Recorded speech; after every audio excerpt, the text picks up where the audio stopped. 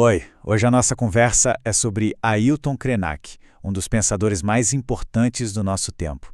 A gente vai tentar entender como as ideias dele podem nos inspirar a criar uma escola não só para o fim do mundo, mas, quem sabe, para um novo começo.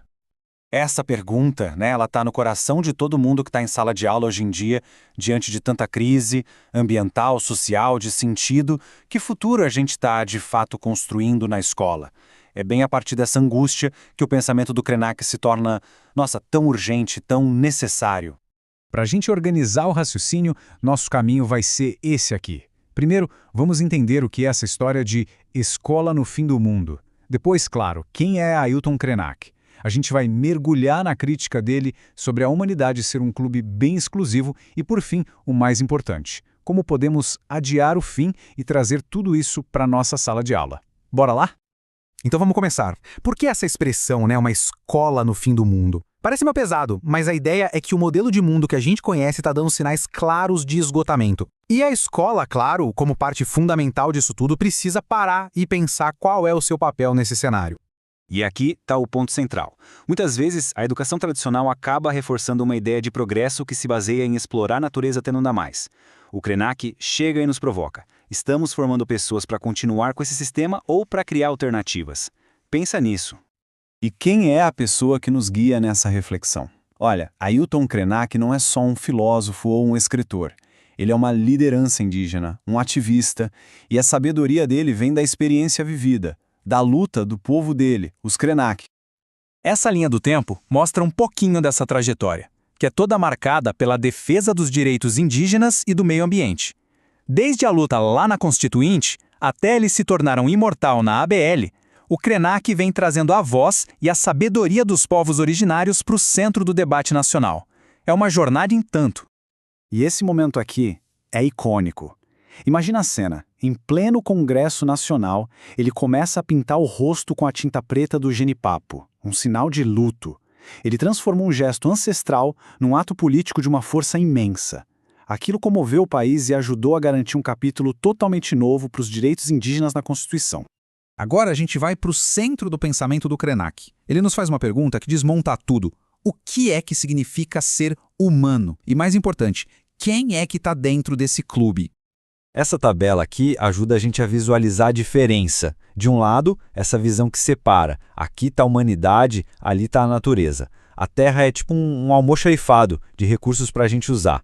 Do outro lado, na visão do Krenak e de tantos povos originários, não existe essa separação. Tudo é natureza. Nós somos natureza. A Terra é um organismo vivo do qual a gente faz parte. E essa citação dele resume tudo, né? Ao nos vermos como algo separado da Terra, a gente acaba justificando a exploração e se desconectando da nossa própria fonte de vida. A gente perde a noção de pertencer a este lugar. Krenak diz que essa ideia de uma humanidade única e superior acabou criando um clube bem exclusivo. E quem ficou de fora? Justamente os povos que vivem conectados com a terra, indígenas, quilombolas, caiçaras.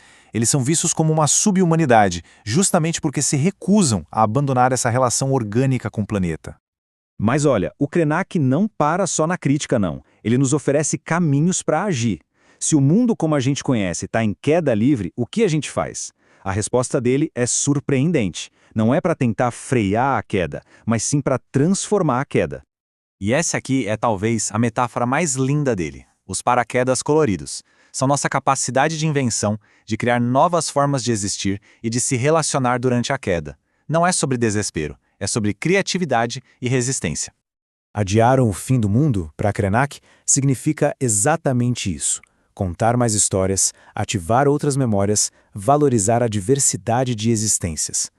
Cada cultura, cada povo, cada história é um fio para tecer esses paraquedas. É a pluralidade que nos sustenta. E chegamos à parte prática. Como nós, educadoras e educadores, podemos aplicar essas ideias? Como é que a gente transforma nossas escolas em oficinas de paraquedas coloridos?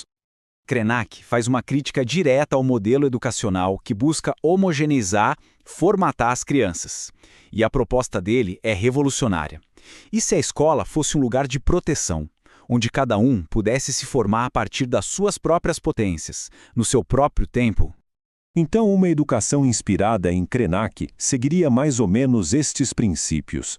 Seria uma educação que valoriza a invenção em vez da repetição, que confia na capacidade de cada criança, que promove o contato direto e sensível com o mundo e que celebra a diversidade como nossa maior riqueza.